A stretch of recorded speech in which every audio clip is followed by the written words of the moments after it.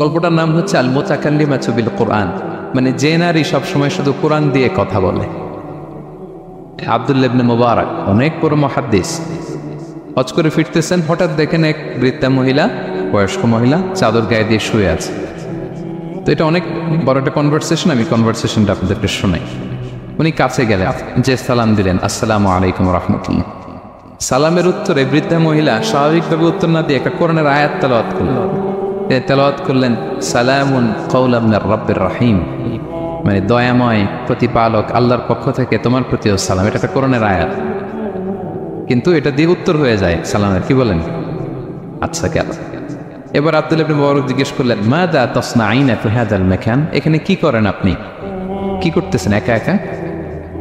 এই প্রশ্নের উত্তরেও ভদ্রমহিলা একটা কোরআনের আয়াত তেলাওয়াত করে দিলেন। উনি তেলাওয়াত করলেন ওয়ামাই ইউদ্লিল ফালা হাদিয়া লাহ, মানে আল্লাহ যার পথ ভুলায় দেয় তার এই পথ দেখানোর কেউ নেই, কেউ নেই। মানে বুঝাইতে চাইলেন আমি পথ হারাই ফেলছি। কি বুঝাইতে চাইলেন? পথ হারাই ফেলছি, মানে উনি এমনভাবে কোরআনের আয়াত চুজ করে যাতে উত্তর হয়ে যায়। তো এবার উনি জিজ্ঞেস করলেন আইনা তুরিদিন, তো পথ হারাই ফেলছেন তো বুঝলাম, আয়াত থেকে এটা বোঝা যায়, তো আপনি কোথায় যাচ্ছেন, ডেস্টিনেশন কোথায়? উনি আবার একটা আয়াত তেলাওয়াত করলেন সুবহানাল্লাযী আসরা বিআবদিহি লাইলাম মিনাল মাসজিদিল হারামি ইলাল মাসজিদিল আকসা। রাসূল সাল্লাল্লাহু আলাইহি ওয়াসাল্লাম মেরাজের আগে যে ইসরা হয়েছিল, মসজিদুল হারাম থেকে মসজিদুল আকসায় রাসূল সাল্লাল্লাহু আলাইহি ওয়াসাল্লামকে আল্লাহ নিয়েছিলেন, এটা তেলাওয়াত করলেন। তো বুঝাতে চাইলেন আমি আপনার মতো হজে আসছিলাম মসজিদুল হারামে, আর যাচ্ছি মসজিদুল আকসা, মানে ফিলিস্তিন আমার বাড়ি। মসজিদুল আকসা কোন দেশে? সে ফিলিস্তিনে। আয়াত এমনভাবে উনি পিক করেন যাতে করে উত্তর হয়ে যায়। উনি বোঝাতে চাইলেন আমিও হজ করতে এসেছিলাম, যাচ্ছি কোথায়? কোথায়? ফিলিস্তিন, মসজিদুল আকসা যে দেশে আছে। তো উনিও বুঝে গেলেন যে তাহলে আপনি মসজিদুল আকসায় যাচ্ছেন। এবার জিজ্ঞেস করলেন আনতুম মুনযু কাম ফি হাযাল মাকান, তো এখানে একা একা পড়ে আছেন কয়দিন? আবার কোরআনের আয়াত সালাসা লায়ালিন সাবিয়া, টানা 3 দিন 3 রাত এখানে আছে, এটা কোরআনের আয়াত। আবার জিজ্ঞেস করলেন উনি মা আরা মাআকি তাআমান তাকুলিন, তো একা যে পড়ে আছেন আবার 3 দিন, তো আপনি খাচ্ছেন কি, বেঁচে আছেন কিভাবে? ভদ্রমহিলা আবার একটা আয়াত তেলাওয়াত করে দিলেন। তিনি পড়লেন হুয়া ইউতঈমুনি ওয়া ইউসকিন, ইব্রাহিম আলাইহিস সালামের কথা, যে ওই আল্লাহ তাআলাই আমারে খাওয়ায়, আল্লাহই আমাকে পান করে, আল্লাহ তাআলা ব্যবস্থা করেছেন আবার। এইবার উনি অবাক হচ্ছেন, আমি এত বড় মুহাদ্দিস আব্দুল্লাহ ইবনে মুবারক ইমাম বুখারীর উস্তাদ, আমি স্বাভাবিকভাবে কথা বলি আর যাই প্রশ্ন করি একটা আয়াত তেলাওয়াত করে দেয় আর ওটা দিয়ে উত্তর হয়ে যায়। কি মহিলার সন্ধান পেলাম? তো উনি বলতেছে ফাবি আইয়ি শাইইন তাতাওয়াদ্দাইন, 3 দিন যে এখানে আছেন মরুভূমির বালুর মধ্যে, ওযু করেন কিভাবে? উনি আবার একটা আয়াত তেলাওয়াত করলেন ফাইন লাম তাজিদু মাআন ফাতায়াম্মামু সাঈদান তাইয়্যিবা, আল্লাহ আয়াতে বলেছেন যদি তোমরা পানি না পাও পবিত্র মাটি দিয়ে তায়াম্মুম করে নিও। তো বুঝাতে চাইলেন পানি নাই তো কি হয়েছে, বালু তো সবাই তায়াম্মুম করে নাও। সরি, আল্লাহু আকবার। এবার উনি বললেন ইন্না মাইয়া তাআমান আলা তাকুলিন, আমার ব্যাগে তো কিছু খাবার আছে, আপনি কিছু খাবেন? আবার কোরআনের আয়াত সুম্মা আতিম্মুস সিয়ামা ইলাল লাইল, আল্লাহ এক আয়াতে বলেছেন তোমরা রোজা ফজর থেকে শুরু করে সন্ধ্যা পর্যন্ত পূর্ণ করো। তো বুঝালেন আমি রোজা রাখছি। কি বুঝালেন? রোজা রেখেছে। এবার উনি একটু মাসালা খাটাইতে চাইলেন, ভাবলেন যে বুড়ি তুমি আমার সাথে শুধু কোরআন দিয়ে উত্তর দিচ্ছ, দাঁড়াও তোমাকে আমি আটকাইতেছি। উনি মাসালা খাটাইলেন যে ফাকুলতু লাহা লাইসা হাদা শাহরু রমাদান, তো রোজা রাখছেন মানে এটা তো রমজান মাস না, হজ করে ফিরতেছি আমরা জিলহজ মাসের শেষের দিক, কিসের রোজা? ওই মহিলা আবার একটা আয়াত তেলাওয়াত করলেন যে ওমান তাতাওয়া খায়রান ফাইনাল্লাহা শাকিরুন আলিম, আমি রমজানের ফরজ রোজা তো রাখিনি, এখন আমি নফল রোজা রেখেছি। আয়াতের অর্থ হচ্ছে তোমরা নফল যা করো এগুলো প্রতিদান আল্লাহ তোমাদের বুঝিয়ে দেবে। রমজান না ঠিক আছে জিলহজ, কিন্তু আমি কি রোজা রেখেছি? নফল রোজা। এইবার উনি ধরছেন মাসালা, এবার বলতেছে উবি হালানা ইফতার ফিস সাফার, সফরে তো রোজা ভাঙা যায়, যাচ্ছে রোজা তো ভাঙা যায়, খান একটু। এবার উনি কোরআন থেকে আবার তেলাওয়াত করলেন ওয়া আনতা সুমু খায়রুল লাকুম ইন কুনতুম তা'লামুন, আল্লাহ যে আয়াতে বলেছেন যে সফরের রোজা ভাঙা জায়েজ আছে, ওই আয়াতের শেষে আবার আল্লাহ বলছেন যদি রাখো সওয়াব বেশি পাও, বেশি পাও। কেউ অসুস্থ হলে রোজা ভাঙবে, সফরের রোজা ভাঙবে, এই আয়াতের শেষে হচ্ছে ওয়া আনতা সুমু খায়রুল লাকুম ইন কুনতুম তা'লামুন, তবে রোজা যদি রাখো এটা ভালো যদি তোমরা বুঝতে। এবার উনি আর যাবে কোথায়? দিশেহারা হয়ে এবার জিজ্ঞেসই করে ফেলছে, লিমাদা লা তুকাল্লিমিনি মিসলা মা উকাল্লিমুকি। আচ্ছা মা, এবার বলেন, আমি আপনার সাথে যেভাবে কথা বলি আপনি এইভাবে কথা বলেন না কেন? কিছু জিজ্ঞেস করলে কোরআনের আয়াত বলেন না কেন? আমি কথা বলতেছি, আপনি আমার সাথে এভাবে কথা বলেন। কিছু জিজ্ঞেস করলে কোরআনের আয়াত কেন? এইটার উত্তরে উনি আরেকটা কোরআনের আয়াত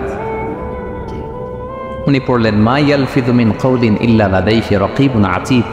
আল্লাহ বলেছেন, তোমরা মুখ দিয়ে যাই বের করো, এটা লিখে রাখার জন্য দুই কাঁধে রাকীব আতীদ আছে, তুলে রাখে। তার মানে আমি যে তোমার সাথে কথা বলতেছি প্রত্যেকটাই তো রেকর্ডেড হয়, রেজিস্টার্ড হয়। সো এমন কিছু বলি যেটাতে সওয়াব হয়, যেটাতে ভুল না হয়। আল্লাহু আকবার, সুবহানাল্লাহ। কি নারী ছিল, কেমন নারী তিনি ছিলেন? কি পুরো ঘটনাটা শুনবেন? হ্যাঁ, শেষ করবো ঘটনাটা। আচ্ছা, উনি অবাক হলেন যে কি মহিলা, এরকম মহিয়সী গরিয়সী নারীও পৃথিবীতে আছে। তিনি বললেন, ঠিক আছে মা, আপনি যেহেতু পথ হারাই ফেলছেন, আমার ওটটাকে আমি নিয়ে আসি। ফাহাল্লাকা আন আহমিলুকি আলা নাফাতি হাদিহি ফাতুদরিকিল কাফেলা। আমার ওটটা নিয়ে আসি, ওটে বসেন, আমি আপনাকে এগিয়ে দিয়ে কাফেলাতে যুক্ত করে দেই। আপনি কি রাজি আমার ওটে বসবেন? আবার কোরআনের আয়াত, ওমা তাফআলু মিন খাইরিন ফাইনাল্লাহা বিহি আলিম। তোমরা যত ভালো কাজ করো আল্লাহ সেটা জানেন, মানে তোমার এই ভালো কাজ আল্লাহ জানেন, আল্লাহ এর প্রতিদান দিবেন। কলা ফানাফতু নাকাতি, আমি ওট বসালাম এবং বললাম ওঠেন। উনি যখন উঠতেছে আমি এভাবে তাকায় আছি, তাই আমি যে তাকায় আছি উনি একটা আয়াত তেলাওয়াত করলেন যে কুল্লিল মুমিনিনা ইয়াগুদ্দু মিন আবসারিহিম। এর অর্থ হচ্ছে, নবী হে, মুমিনদেরকে বলুন তারা যেন পরনারী থেকে তাকায় না থেকে চোখ যেন নিচে রাখে, তারা যেন চক্ষু অবনমিত করে। মানে বুঝাতে চাইলেন যে আমি তো বেগানা নারী, পরনারী, তা আমি উঠতেছি, আপনি তাকায়। সে হয়তো তাকায় আছে যে বৃদ্ধা মহিলা উঠতে যদি কষ্ট হয় পড়ে যায়। তো উনি যখন দেখতেছেন তাকায় আছে, উনি বলতেছে কুল্লিল মুমিনিনা ইয়াগুদ্দু মিন আবসারিহিম। নবী হে, বলুন বিশ্বাসীদের তারা যেন চোখ নিচের দিকে করে রাখে। তো উনি লজ্জা পেয়ে গেলেন। ফাকাদাতু বাসারি, আমি লজ্জায় চোখ নামালাম। এরপর আমি বললাম ইরকাবি ওয়াকাদ আফালতু নাকাতি, ওঠেন। আমি এবার ওটের রশি ধরে টানতে আরম্ভ করলেন। ভদ্রমহিলা উঠেই আবার কোরআনের আয়াত পড়লেন, যেটা আমরা গাড়িতে বা কোনো বাহনে উঠলে পড়ি। তিনি পড়তে আরম্ভ করলেন, সুবহানাল্লাযী সাখখারা লানা হাযা ওয়া মা কুন্না লাহু মুকরিনিন ওয়া ইন্না ইলা রাব্বিনা লামুনকালিবুন। প্রশংসা সে আল্লাহ, যে আল্লাহ এই বাহনকে আমাদের জন্য বশীভূত করে দিয়েছেন। তিনি বশীভূত না করলে আমরা তো এটাকে বশীভূত করতে পারতাম না। আপনারা যখন গাড়ি স্টার্ট দিবেন এই দোয়াটা পড়েন তো আপনারা? গাড়ি স্টার্ট দিলে, বিমানে উঠলে, ঘোড়ায় উঠলে, যে কোনো বাহনে উঠলে এটা পড়তে হয়, কোরআনের আয়াত। তো এই বললেন, আমি এবার উঠলাম, ওটের জিমাম ধরে টানতে লাগলাম না, আর একটু হই হই শব্দে ওট চালাতে লাগলাম যাতে করে তাড়াতাড়ি যাওয়া যায়। উনি কোরআনের আয়াত বললেন, ওয়াকসিদ ফি মাশিক ওয়াগদুদ মিন সাওতিক। কোরআনের আয়াত মানে তোমার চলার ক্ষেত্রে তুমি মধ্যম পন্থা অবলম্বন করো, আর গলার সাউন্ডটা আর একটু ছোট করো। এটা কিন্তু লোকমান হাকিম তার ছেলেকে বলেছিলেন যে বাবা, তুমি যখন হাঁটবে মধ্যম পন্থায় হাঁটবে, আর শাউট করবে না, নয়েজ করবে, কণ্ঠটাকে নিচু করবে। এই আয়াতটা উনি পড়ে দিলেন। উনি বুঝাতে চাইলেন আপনি হাজি মানুষ, ফস করে আসছেন, এইভাবে যাচ্ছেন কেন? আপনি স্লোলি যান। ফাজাআলতু আমশি রুয়াইদান ওয়া আতারান্নামু বিশআর। এরপর আমি আস্তে আস্তে যেতে লাগলাম আর কবিতা আবৃত্তি করতে লাগলাম। আরবদের অভ্যাস ছিল, তারা শত শত লাইন কবিতা মুখস্থ পারত। দিনকে দিন মরুভূমিতে চড়তো আর কবিতা পড়তে।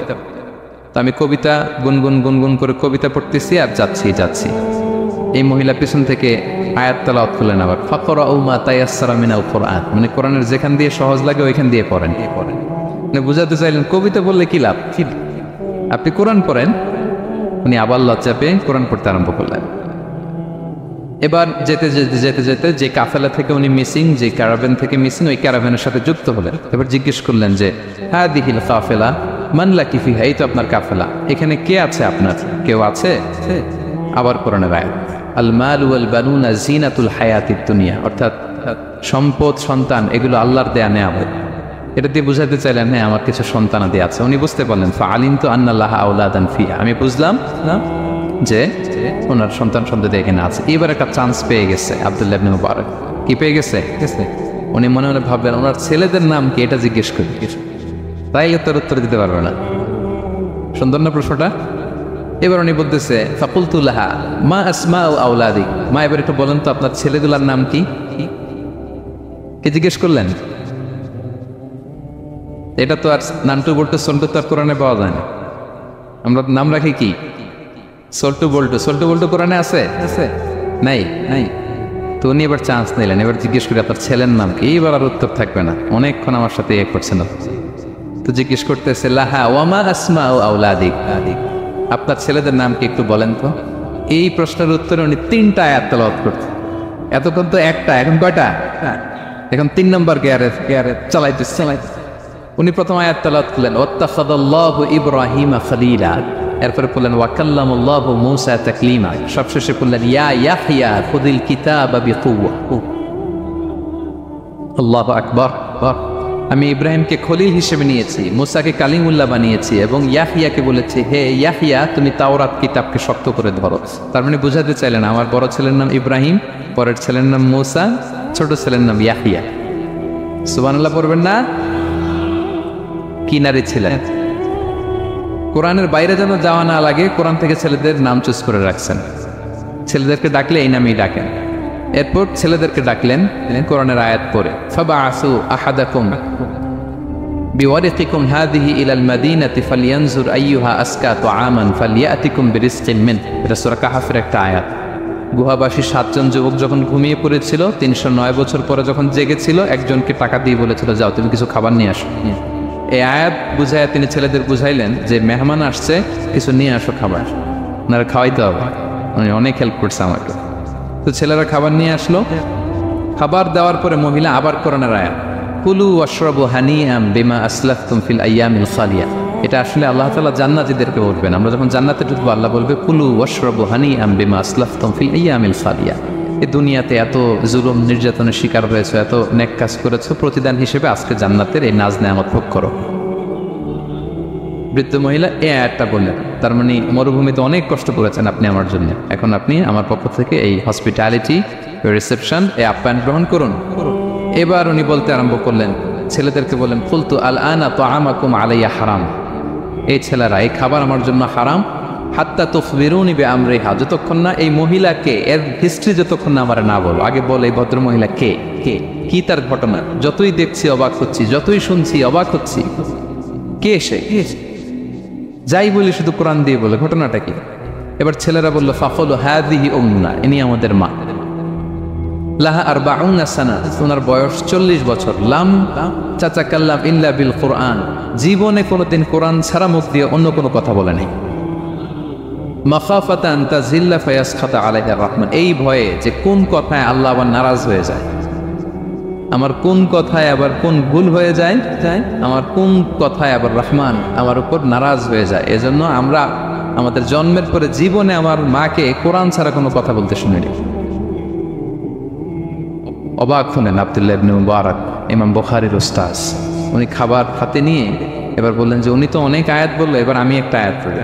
খাবারটা নিয়ে উনি পড়তে আরম্ভ করলেন। ফাকুলতু, উনি বললেন, আমি বললাম যালিকা ফাদলুল্লাহি ইউতিহি মাইয়াশা, এটা আল্লাহর বিশেষ অনুগ্রহ, ফজল, এটা আল্লাহ সবাইরে দেয়, যাকে চায় তাকে দেয়। সুবহানাল্লাহ পড়ে। এটা আল্লাহর বিশেষ অনুগ্রহ, তিনি সবাইকে দান করেন না, যাকে চান তাকে দেন। তোমাদের মা অনেক মহিয়সী গরিয়সী একজন মাতা তোমরা পেয়েছো।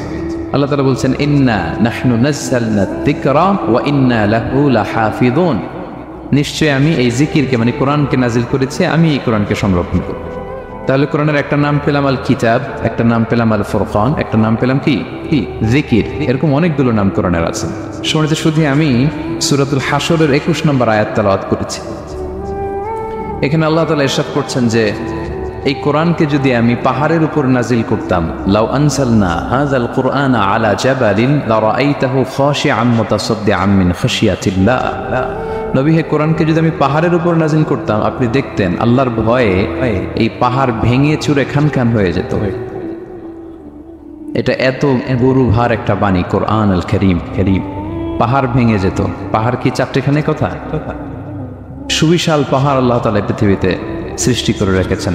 আপনারা আলাস্কা পর্বতমালার নাম শুনেছেন? Alaska range, located in USA. যুক্তরাষ্ট্রে একটা মাউন্টেন রেঞ্জ আছে, এটা 600 মাইল লম্বা। কয়শো মাইল? পুরোটাই পাহাড়। এটার নাম হচ্ছে আলাস্কা মাউন্টেন রেঞ্জ। ইউরোপে একটা মাউন্টেন রেঞ্জ আছে, এটার নাম হচ্ছে আল্পস মাউন্টেন রেঞ্জ, এটা 750 মাইল লম্বা।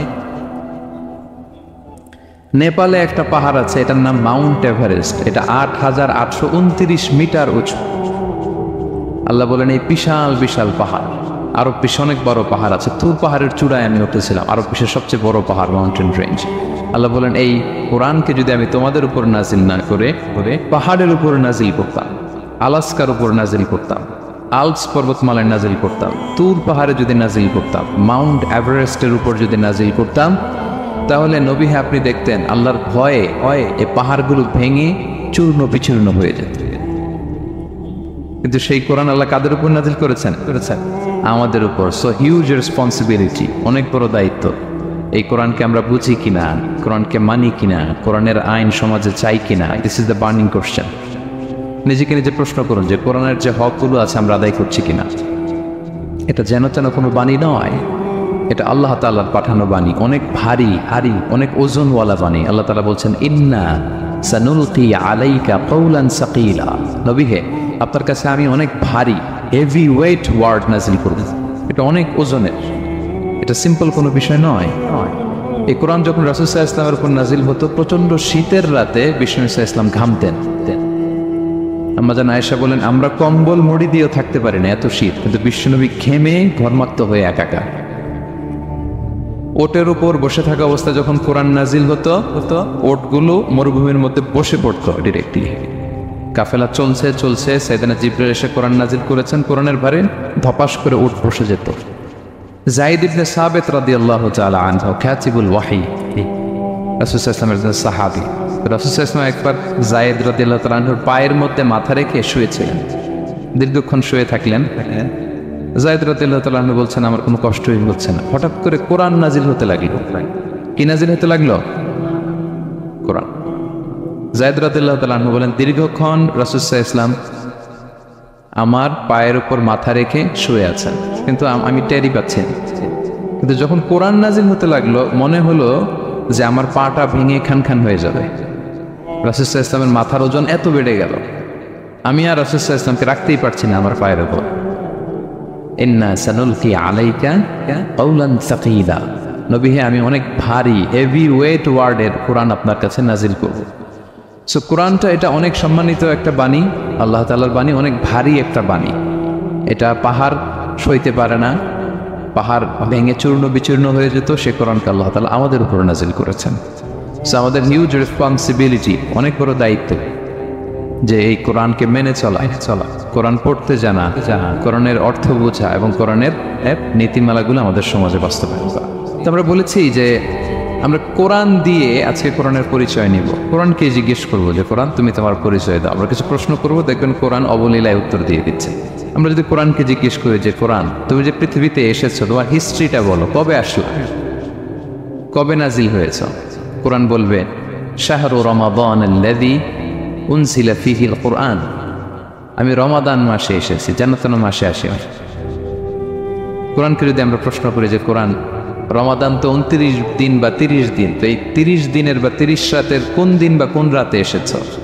কোরআন বলবে ইন্না আনজালনাহু ফি লাইলাতুল কদর, আমি কদরের রাতে এসেছি। সুবহানাল্লাহ বিহামদি। ওমা আদরাকা মা লাইলাতুল কদর, কে তোমাকে জানাবে কদর কি? লাইলাতুল কদরি খায়রুম মিন আলফি শাহর, কদরের রাত 1000 মাসের চেয়েও সেরা। রাসূল সাল্লাল্লাহু আলাইহি ওয়াসাল্লাম আফসোস করতেছেন, আল্লাহ বনি ইসরাইলের লোকেরা হায়াত পাইছে 1000 বছর, 1500 বছর, এত ইবাদত করছে, আমার গুনাহগার উম্মতের কি হবে? আমার গুনাহগার উম্মত তো 60-70-এর মধ্যে মরে শেষ।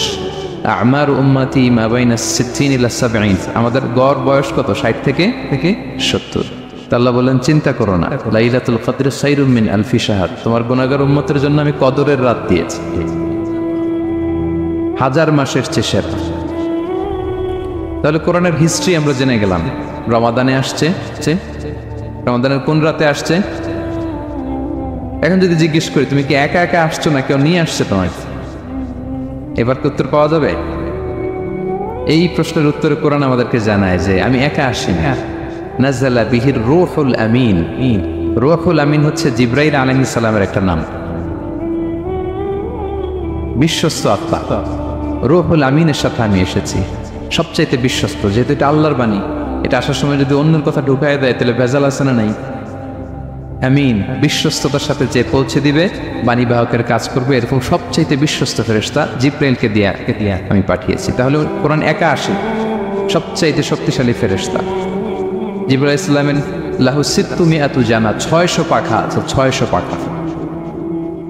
সব নবীদের কাছে এসেছেন ওহী নিয়ে, এরকম একজন ফেরেশতা দিয়ে কোরআনকে পাঠানো হয়েছে। এবার যদি জিজ্ঞেস করি যে কোন ভাষায় তোমাকে নাজিল করা হয়েছে বলো, আচ্ছা এটা কোরআনে? কোরআন আমাদেরকে জানাচ্ছে ইন্না আনসালনাহু কুরআনান আরাবিয়ান লাআল্লাকুম তাআকিলুন, নিশ্চয় আমি কোরআনকে আরবি ভাষায় নাজিল করেছি যাতে তোমরা বোঝো। সুস্পষ্ট আরবি ভাষায় এই কোরআনকে আল্লাহ তাআলা নাজিল করেছেন। তাহলে হিস্ট্রি আমরা জানতেছি ধীরে ধীরে, না? রমাদানে আসলো, কদরে আসলো, একা আসে নাই, জিবরাইল আলাইহিস সালামের সাথে আসলো, আরবি ভাষায় নাজিল হলো। এবার যদি জিজ্ঞেস করি যে তুমি যে আসলা, তোমাকে যে আমাদের তেলাওয়াত করতে হবে, তো এই তেলাওয়াত করার গাইডলাইনটা কি, কিভাবে তেলাওয়াত করব, তেলাওয়াত করার সিস্টেমটা কি, এটা যদি আমাদেরকে একটু বলতে। তো কোরআন এই প্রশ্নের উত্তরে প্রথমে আমাদেরকে বলে যে আমাকে যদি আবৃত্তি করতে চাও, তেলাওয়াত করতে চাও, প্রথম গাইডলাইন হচ্ছে লা ইয়ামাসসুহু ইল্লাল মুতাহহারুন। এর অর্থ হচ্ছে পবিত্র ছাড়া কেউ এই কোরআনকে স্পর্শ করতে পারে না। যদিও এটা দিয়ে লাউহে মাহফুজের কথা বলা হয়েছে, ফেরেশতাদের কথা, কিন্তু বিষ্ণু বলেছেন লা ইয়ামাসসুহু ইল্লা তাহির, পবিত্রতা ছাড়া কোরআন ধরা যায় না। তাহলে কোরআন তেলাওয়াতের প্রথম গাইডলাইন কি? পবিত্রতা। অজু করতে হবে, ডোন্ট টাচ মি উইদাউট অ্যাবলুশন। কোরআন আপনাকে অর্ডার করবে অজু ছাড়া আমাকে টাচ করা যাবে না। আচ্ছা, অজু করলেন, তারপরে কি শুরু করে দিতে পারবেন? না। কোরআন বলে ফাইদা ক্বারাতাল কুরআনা ফাস্তাঈদ বিল্লাহি মিনাশ শাইতানির রাজিম। কোরআন পড়ার আগে তোমার যে সুস্পষ্ট দুশমন ওই শয়তানের ব্যাপারে আল্লাহর কাছে পানাহ চেয়ে নাও। মানে পড়ো আউযু বিল্লাহি মিনাশ শাইতানির রাজিম বিসমিল্লাহির রহমানির রহিম। তাহলে অজু করলেন, আউযু বিল্লাহ পড়লেন, বিসমিল্লাহ পড়লেন। এবার কি করতে হবে? এবার কোরআন বলছে যেমন মনে চায় তেমন পড়া যাবে না। তুমি গানের সুরে, ব্যান্ডের সুরে, হিপ হপ সুরে কোরআন পড়বা, এটা আল্লাহ কবুল করবে না।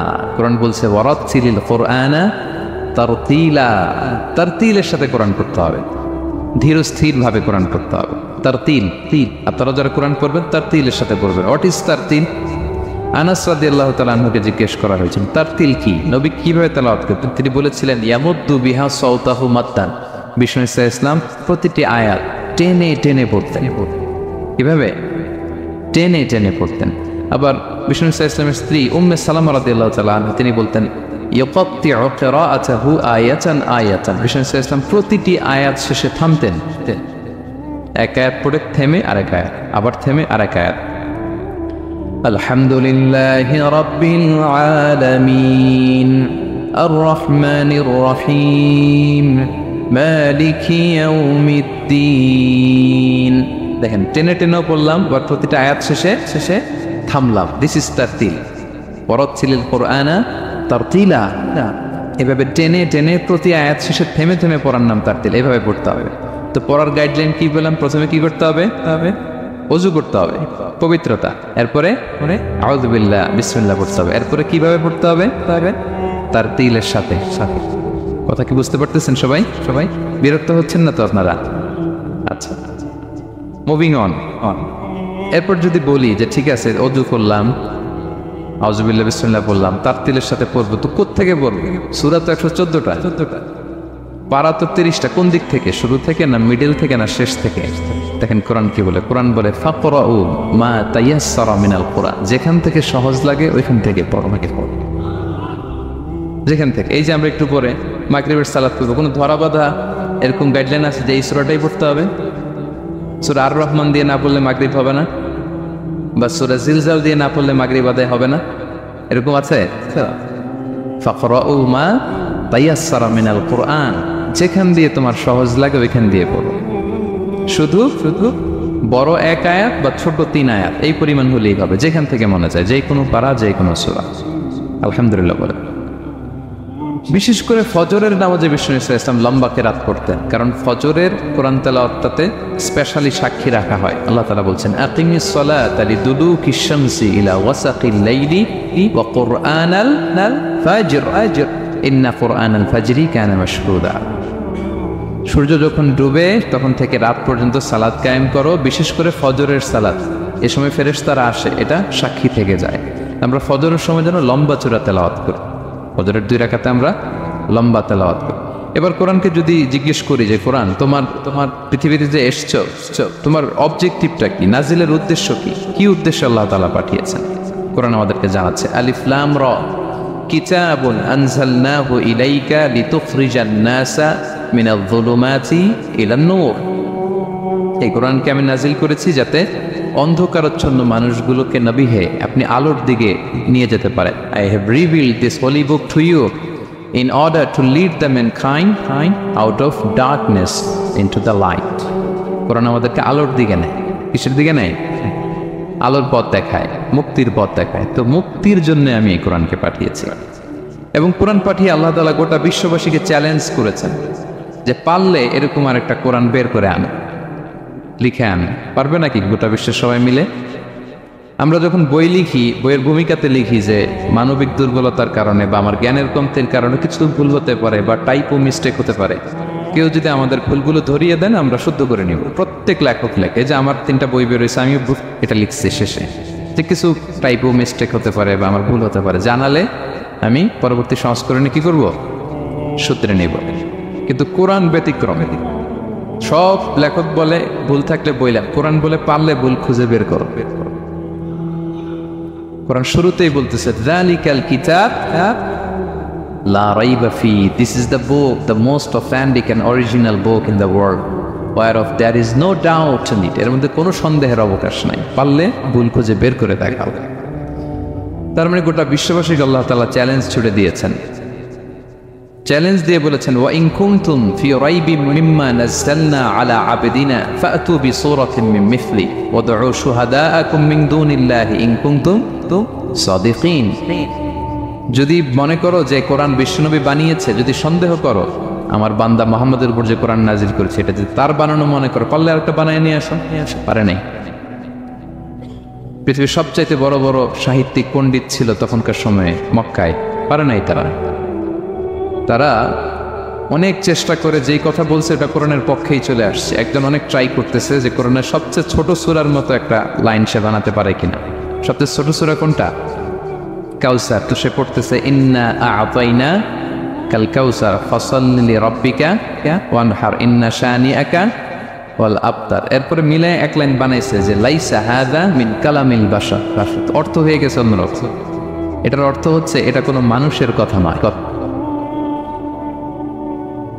ইন্না আ'তাইনা কাল কাউসার ফাসাল্লি লিরাব্বিকা ওয়ানহার ইন্না শানিআকা ওয়াল আবতার। সে মিলে বানাইছে এক লাইন, সেটা হচ্ছে লাইসা হাযা মিন কালামিল বাশার, এটা কোনো বাশার মানুষের লেখা হতে পারে না। আল্লাহু আকবার। তো আল্লাহ তাআলা চ্যালেঞ্জ দিয়ে বলেছেন শুধু তোমরা না, পারলে জিনদের সাথে একটা কনফারেন্স করো। কুল লা ইনিজতামাআতিল ইনসু ওয়াল জিন্নু আলা আইয়াতু বিমিসলি হাযাল কুরআন লা ইয়াতুনা বিমিসলিহি ওয়ালাউ কানা বা'দুকুম লিবা'দিন যাহিরা। আল্লাহ বলতেছে চ্যালেঞ্জ, গোটা বিশ্ববাসীর জন্য চ্যালেঞ্জ। শুধু তোমরা না, জিনদেরকেও ডাকো একটা কনফারেন্সে। কারণ দুইটা, ম্যানকাইন্ড আর জিনকাইন্ড। শুধু মানুষকে না, আমি জিনকেও চ্যালেঞ্জ দিলাম, সবাই মিলে যদি পারো কোরআনের মতো একটা বই নিয়ে আসবে। পারবে? পারবে? পারবে না। গোটা বিশ্ববাসী এই চ্যালেঞ্জের কাছে হার মেনেছে এবং আল্লাহ বলেছেন এটা আমি নাজিল করেছি, এটা হেফাজতের দায়িত্ব আমি নিয়েছি। ইন্না নাহনু নাযালনা যিকরা ওয়া ইন্না লাহু লাহাফিযুন। এই কোরআনকে নাজিল করেছে কে? আবার এটা হেফাজতের দায়িত্ব নিয়েছে কে? আল্লাহ তাআলা নিয়েছে। কোরআনের সবগুলো প্রিন্টেড কপি যদি আমরা আগুন দিয়ে জ্বালায় দেই তাহলে তো আর কোরআন থাকবে না পৃথিবীতে, না? হ্যাঁ, আমরা আমাদের তাকরিম সালেহ আহমদ তাকরিমের মতো 10 জন ওয়ার্ল্ড ক্লাসের হাফেজদের বসাইলেই উইদিন 3 days আমি আরেকটা কপি বানাই ফেলতে পারবো। কি বলেন, পারা যাবে না? গোটা বিশ্বে আমাদের যে হুফাজ, এদের মধ্যে ওয়ার্ল্ড ক্লাস যে হাফেজ, এরকম 10 জন লাগবে শুধু। আবার গিভ মি জাস্ট 3 days, আমরা আরেকটা কোরআন বের করে ফেলতে পারবো। কারণ আমরা শুধু কোরআন লিখে রাখি না, এই সিনার ভিতরে খোদাই করে রাখি, ঠিক কিনা? এবং হাফেজে কোরআনের সংখ্যা পৃথিবীতে বাড়ছে। পৃথিবীতে কোন দেশে সবচেয়ে বেশি হাফেজ জানেন আপনারা? না, বাংলাদেশে না। ইজিপ্ট র্যাঙ্কিংয়ে আছে, কিন্তু সবচেয়ে বেশি হাফেজ হচ্ছে লিবিয়াতে। লিবিয়াতে প্রত্যেক 3 জনে একজন হাফেজ। মোট জনসংখ্যা 70 লাখ, হাফেজ আছে 23 লাখ। র্যাঙ্কিং এর সেকেন্ড হচ্ছে আল মাগরিব, আরবিতে বলে মাগরিব মানে মরক্কো, ওদের হাফেজের সংখ্যা 16 লাখ। থার্ড হচ্ছে ইজিপ্ট, মোর দেন 1 মিলিয়ন। ফোর্থ হচ্ছে সৌদি আরবিয়া, ফিফথ হচ্ছে জর্ডান। কোটি কোটি হাফেজ আছে আমাদের গোটা বিশ্বে, আমাদের সবগুলো কোরআনের প্রিন্টেড কপি জ্বালিয়ে দিল, কোরআন আবার নিয়ে আসতে আমাদের কয়েকদিনের ব্যাপার। আলহামদুলিল্লাহ বলবেন না? এই কোরআনের ভেতরে আল্লাহ তাআলা শিফা রেখেছেন রহমত। আল্লাহ বলেন, অনুনাজ্জিলু মিনাল কোরআনি মা হুয়া শিফাউন ওয়া রাহমাতুল লিল মুমিনিন ওয়া লা ইয়াজিদুয যালিমিনা ইল্লা খাসারা। আমি এই কোরআনের ভিতরে শিফা রেখে দিয়েছি, রহমত রেখে দিয়েছি। সূরাতুল ফাতিহাকে বলা হয় সূরাতুশ শিফা। অসুস্থ ব্যক্তির গায়ে আপনি ফু দিতে দেরি, সুস্থ হতে দেরি হয় না, কিন্তু ওই ঈমানটা থাকতে হবে। ওই ঈমান নিয়ে, ওই আমল নিয়ে যদি আপনি রিসাইট করে ফু দেন, আল্লাহ তাআলা সুস্থ করে দেবেন। এবং এই কোরআন আপনাকে বিপদ থেকে উদ্ধার করতে পারে, কারণ কোরআন আল্লাহর সিফাত, এটা আল্লাহর একটা সিফাত। এটা পরে আপনি আল্লাহর কাছে দোয়া করলে আপনাকে বিপদ থেকে উদ্ধার করবে। আল্লাহ তাআলা বলছেন, ওয়া ইযা ক্বারা'তাল কুরআনা জাআলনা বাইনাকা ওয়া বাইনাল লাযীনা লা ইউমিনুনা বিল আখিরাতি হিজাবাম মাসতুরা। নবী হে, আপনি যখন কোরআন তেলাওয়াত করেন তখন আপনার আর কাফেরদের মাঝে আমি পর্দা ঢেলে দেই। পর্দা, কাফেররা আপনারা দেখে না। সুবহানাল্লাহ। সূরা লাহাব যখন নাজিল হলো, তাব্বাত ইয়াদা আবি লাহাবি ওয়া তাব, ধ্বংস হোক, নিপাত যাক আবু লাহাবের দুই হাত। আবু লাহাব কে ছিল বলেন তো? বিশ্বনবীর চাচা। তো এই আয়াত যখন নাজিল হলো, চাচার বদনাম যখন এই আয়াতে আসলো, চাচি উম্মে জামিল খুব রেগে গেল।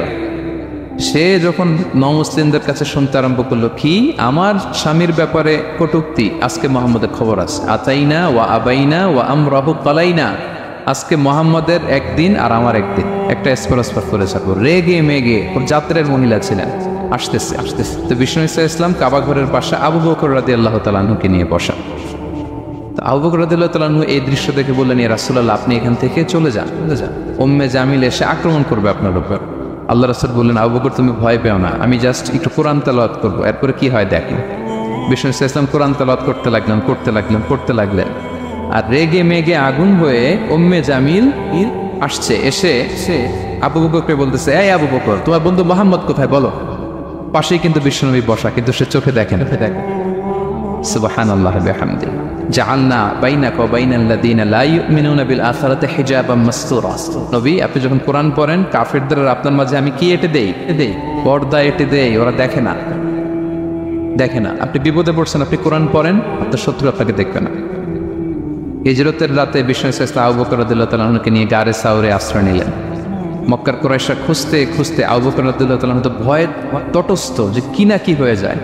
আবু বকর রাদিয়াল্লাহু তাআলা আনহু বললেন যে আমি অবাক, আমার পাশ দিয়ে হেঁটে যায় ওরা, কিন্তু আমাদেরকে দেখে না।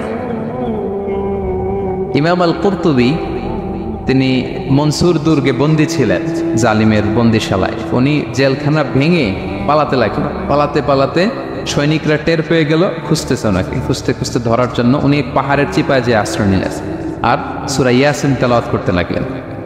তো ওরা খুঁজতে পায় না, কিন্তু উনি পাশেই, সেই চোখে দেখে না। তো উনি বললেন যে হঠাৎ এক সৈনিক সে ইউরিন পাস করতে লাগলো দাঁড়িয়ে, মানে প্রস্রাব করতে লাগলো, তার প্রস্রাবের ছিটে ফোঁটা আমার গায়েও লাগতেছে, কিন্তু সে আমার দেখেন। সুবহানাল্লাহ পড়বেন না? জাআলনা বাইনাকা ওয়া বাইনাল লাযীনা লা ইউমিনুনা বিল আখিরাতি হিজাবাম মাসতুরা।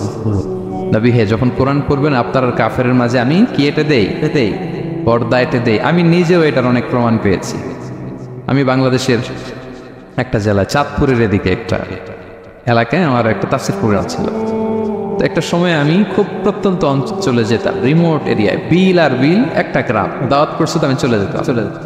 কোরআনের কথা আমার পৌঁছাইতে হবে সব জায়গায়। তো মাহফিল শেষে রাত 2টার দিকে আমরা ফিরতেছি, বিল কিছু গুচ্ছ গ্রাম। হঠাৎ একটা মোড়, ওই মোড়ের ওইখানে দেখি একটা গাছপালা। এটার মানে হচ্ছে আশেপাশে ডাকাত আছে, ওখানে ডাকাতি এরকম হয় আর কি। বিল এরিয়াতে গাছ ফেলে রাখেন, তো গাছ থাকলে তো আর কোনো সিএনজি প্রাইভেট কিছুই যাবে না। তাই বুঝতে পারলাম যে এটা তো ডাকাতের কাজ। আমি সূরা ইয়াসিন তেলাওয়াত শুরু করে দিলাম। বিপদে বললে সূরা ইয়াসিনের প্রথম 9 আয়াত, এই 9 আয়াত পড়বেন। পড়তে আরম্ভ করলাম, ড্রাইভারকে বললাম একটু করে পেছ। তো টর্চ মারতেছে বিল থেকে, মানে ওরা তো ওখানে উৎপেতে আছে। আমি পড়তেছি, কিছুক্ষণ পরে ডাকাত নিজে এসে গাছ সরাই দিয়ে বলতেছে যান। মানে ও কি করবে ও নিজেও বুঝতেছে, ও যে কি করবে, ও কি করতে হবে ওইটা মানে বুদ্ধি জ্ঞান সে হারাই ফেলেছে। সে শুধু গাছটা সরালো, বলতেছে যান, এই চলে গেলাম। এটা আমার নিজের প্রমাণ, হয়তো কোথাও বলি নাই, আজকে প্রসঙ্গক্রমে বলা হয়ে গেল। তো এরকম বিপদে পড়লে সূরা ইয়াসিনের প্রথম কয়াত পড়বেন আপনারা, জাআলনা বাইনাকা ওয়া বাইনাল্লাযীনা লা ইউমিনুনা বিল আখিরাতি হিজাবাম মাসতুরা। আপনার আর আপনার শত্রুদের মাঝে কি হয়ে যাবে? পর্দা পড়ে যাবে, দেখবেই না আপনাকে। অনেক চেষ্টা করেছিল মক্কায় কুরাইশরা রাসূল সাল্লাল্লাহু আলাইহি ওয়াসাল্লামের এই কোরআনে বাধা দিতে, যাতে এই কোরআনের কথা শুনতে না পারে। কারণ যারাই বিশ্বনবীর কণ্ঠের তেলাওয়াত শুনতো এরাই মুগ্ধ হয়ে কালেমা পড়ে মুসলমান হয়ে যেত। তারা ডিস্টার্ব করতো কোরআনের মাহফিলে। وقال الذين كفروا لا تسمعوا لهذا القرآن والغوا فيه لعلكم تغلبون। তারা বলতো যে মুহাম্মদের কণ্ঠের কোরআন তোমরা শুনবে না, বরং ডিস্টার্ব করবে। কি করবে? তো আবু জাহেল যখন ঘোষণা দিল তখন বিশ্বনবী তেলাওয়াত করলে ওরা শীষ দিত, হুইসেল বাজাতো, মুকাআউ ওয়া তাসদিয়া, হুইসেল বাজাতো আর হাততালি দিত এরকম। তো হাততালি দিয়ে যাতে বিশ্বনবীর সাউন্ডটা অন্যরা না শুনে, বিষ্ণুর চারদিকে ঘিরে হুইসেল মারতো আর হাততালি দিত, ডিস্টার্ব করতো যাতে না শুনে। কিন্তু এই কোরআনের বাণীটা কার? এই বাণী কি হুইসেল দিয়ে আটকানো যায়? হাততালি দিয়ে, র‍্যাপ দিয়ে, পুলিশ দিয়ে, কোনো বাধা দিয়ে আটকানো যাবে? যাবে না। পৃথিবীর কোনো শক্তি দিয়ে এটাকে আটকানো যায় না, এটা তো আল্লাহর বাণী। তো বিষ্ণু ইসলাম কোরআনের কথা যখন শোনাতেন, বিষ্ণুনবীর কণ্ঠের তেলাওয়াত শুনেই অনেকে কালিমা পড়ে মুসলমান হয়ে যেত। তো আবু জাহেল কোনো দিশা না পেয়ে পরে মক্কার যে পার্লামেন্ট দারুন নদওয়াতে বিল উত্থাপন করলো যে আজকে থেকে মুহাম্মদের কণ্ঠের তেলাওয়াত কেউ শুনতে পারবে না, কেউ শুনতে পারবে না। তো মজার ব্যাপার হচ্ছে সবাইকে না করে লুকায় লুকায় সে নিজেই শুনতে যায়। কারণ সে তো আরব হওয়ার ফলে কোরআনের যে ভাষা শৈলী, যে প্রাঞ্জল বাক্যবিন্যাস, শব্দের গুণন, এটা শুনে সে অবাক হয়ে যায় যে এত সুন্দর বাক্যবিন্যাস কিভাবে হতে পারে। তো সবাইকে দিনের বেলা নিষেধ করে রাত্রিবেলা বিষ্ণু ইসলাম রিভাইজ করতেন, লুকায় লুকায় ওনার ঘরের পিছনে যেয়ে শুনত। শুধু সেই না, তার ডান হাত বা হাত ওয়ালিদ ইবনে মুগিরা, উতবা ইবনে শাইবা, উতবা ইবনে মুগিরা, শাইবা ইবনে মুগিরা, ওয়ালিদ ইবনে মুগিরা, এরা সবাই কি করত? লুকিয়ে লুকিয়ে কোরআন শুনত। পরে বিশ্বনবী যখন ঘুমের প্রস্তুতি নিতেন সব ফিরে আসতো, ফিরে আসার সময় সবার দেখা হয়ে যেত। তারা লজ্জিত হতো, সবাই বলতো আবু জাহেল ঘটনা কি? দিনের বেলা তুমি শুনতে নিষেধ করো, রাতে তো তুমিই চলে আসো। তো সে বললো আজকে কঠিন দারুন নাদওয়ার পার্লামেন্টে বিল পাস করবো, যে এমনটা করবে এই শাস্তি মাথার চুল কামিয়ে মক্কার বাজারে ঘুরানো হবে। এই বিল যেদিন পাশ হয়েছে আবু জাহেল ওই দিন নিশ্চিত ভাবতেছে আজকে যে বিল পাস করছে কেউ তো যাবে না, আমি একটু যাই। মানে আজকে যে কঠিন শাস্তির ঘোষণা দিছি আজকে কেউ এই স্পর্ধা দেখাবে না। মুহাম্মদ তো তেলাওয়াত শুরু করে দিয়েছে, কি যে মধুর বাণী, যাই একটু শুনে আসি। ওয়ালিদ ইবনে মুগিরারও একই প্ল্যান যে আজকে আবু জাহেল যে টাইট দিছে কেউ যাবে না, আমি একটু যাই। তো এভাবে সবাই লুকিয়ে লুকিয়ে বিষ্ণুনবীর ওখানে যায় হাজির, মন্ত্রমুগ্ধ তেলাওয়াত শুনছে। বিষ্ণুনবীর তেলাওয়াত শেষ, ফিরে যখন আসতেছে, ফিরে আসার রাস্তায় আবার দেখা হয়ে গেছে। তো এভাবে তারা কোরআনকে বাধা দিতে যেয়ে বারবার নিজেরা লজ্জিত হতো। এবং হজের মৌসুমে যখন ভিন দেশ থেকে লোকেরা আসতো, মক্কার যে এন্ট্রিগুলো আছে আবু জাহেল লোক বসিয়ে রাখতো, বলতো যে সবাইকে বলবা এখানে একটা উন্মাদ লোক আছে, বীর বীর করে কি যেন বলে, নাম তার মুহাম্মদ। তোমরা হজ করতে আসো, হজ করো, জমজমের পানি খাও, সাফা মারোয়ায় দৌড়াও, কিন্তু এই মুহাম্মদের কাছেও যাওয়া, গেলেই পাগল হয়ে যাও।